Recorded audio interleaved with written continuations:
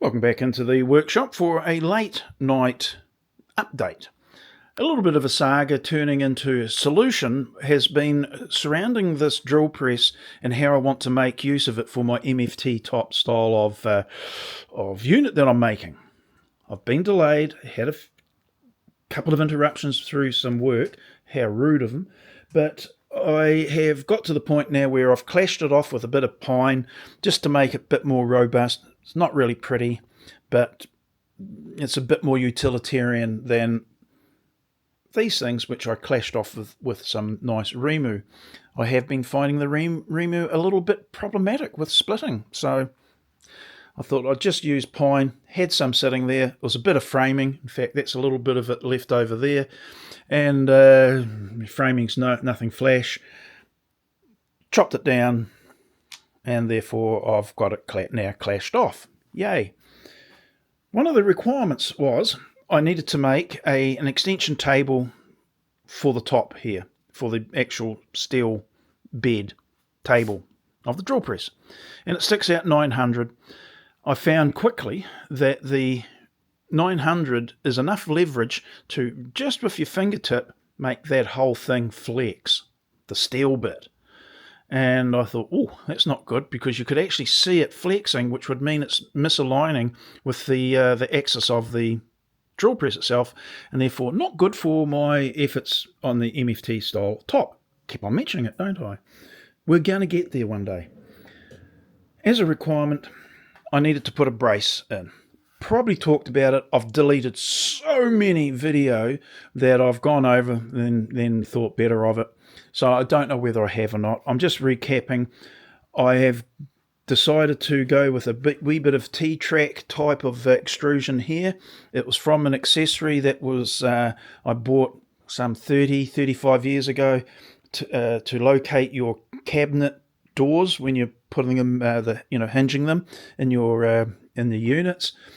I used it a few times, so it's served its purpose, but haven't used it probably in the last 20 years.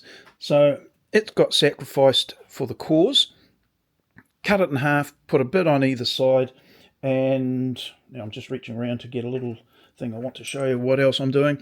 And now it is going to act as the locating channel for the brace that needs to go in here. Now, in the bottom of the brace is a static length, more or less, but the brace will, because it's static, will vary up and down as I move the table, of course, because where is it? Up there. As the table moves up and down, of course, the static length of the brace will alter down the bottom. So I was going to put a threaded rod, use your imagination that this is a threaded rod. I was going to insert it into the bottom of the brace, and the rod would come into the channel and locate against a stop. So, like that.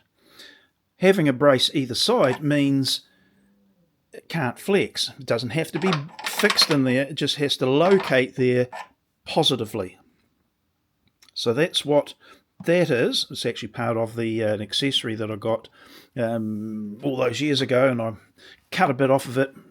It serves the purpose well. You can just take the wing nut, loosen the wing nut rather, and this can slide up and down depending upon where the table is located up and down as well. Did you follow that? Right. But I need two of them, and I've only got one. So I've got the choice, or possibility, of cutting this in half, threading it, and then putting another wing nut in, pretty much like I got here. And I thought, well, if I'm going to go to that bother, no, I'm going to make something else up. So this is just a 10mm bolt. This is just a trial run, so don't go judging me. And I ground a little recess into two sides of the nut, which will mean that when I slip the nut into the channel, into the extrusion, it pulls into this part of it and means that it won't spin. I thought I would have had some T-nuts that would have fitted here, but I do not. If I have, I don't know where they are. The only ones I have got, the ones for the 30mm T-Track. Thought I had some for this, but obviously I don't. Oh, if I used them for something already. Anyway, no, I don't have them currently available. So grab the nut and a bolt, ground a bit off so that locates. It means I can, as I just say, I can now turn it, the bolt that is, and the nut doesn't turn, and the bolt thrusts onto the bottom of the channel and pushes the nut up against the two little legs of the extrusion, meaning, use your imagination, that this threaded rod can locate like it does down here. So a simple solution in the workshop, cost me nothing effectively, and just with the twist, it goes in and locks off pretty darn good.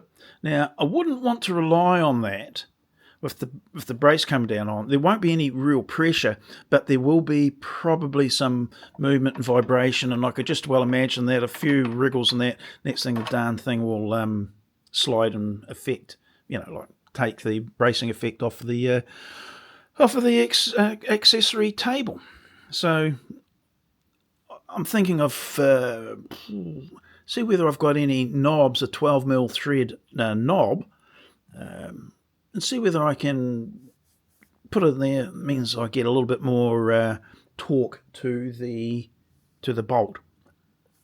So quite happy with that. Needs to be a little bit deeper, those grooves or those recesses that I've created. But what I did want to do is to make sure that there was a flat that was facing up for the bolt to land on. Did you follow me with all that? I hope so, because I thought that was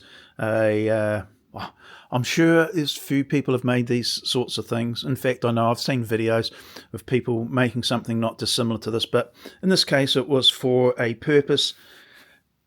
I was able to do that, and now I can make a tidier version of it and use it on the other side. I'll carry on using this one here, and that'll be fine. When it's not being used, it can be taken off and thrown into the drawer, which is yet to be made. Still have to trim these off a little bit. I've just put them on this afternoon because I wanted to, and get the cabinet a little bit further along. Almost there now. I'm probably 95% the way there to getting back to the table, the extension table for the unit here. So really, really good. One thing that wasn't a nice little thing too was being able to just go into the drawer like this, and I can reach into any of these containers, and every single drill is lovely and sharp. That has never been the case in my, let's say, 45, 50 years of building. And it's always been a case of, it's a bit of a religious thing, because you pray that you're going to find a sharp drill bit, even in your nice, lovely drill bit case. Often, they're blunt as, or broken, or just missing. So I've almost got a full set there now. Epi, have to find a few more. No, it is not the good way to store your drill bits. However, considering 48 hours ago or so, these drill bits were anything but usable. Now there's still a little bit of rust on that one, but it's got a lovely sharp tip, and I'm not too certain whether I split the tip on that one, but that's now usable. This broken drill bit had been badly abused in its former life, and it's actually still got some abuse left on the side of it, where I've had to put it into a hole, a concrete, in the concrete, to do something. I think it was I hit a bit of reinforcing, and I wanted to see whether I could use the drill to go through the reinforcing so I could carry on drilling, because the type of hammer drill bit just wasn't breaking through, so it got badly abused. I resurrected it the other day, and it has got a little bit of a split tip, that one, and one side of it, that side's lovely and sharp, the cutting edge. That one feels like it's rounded over.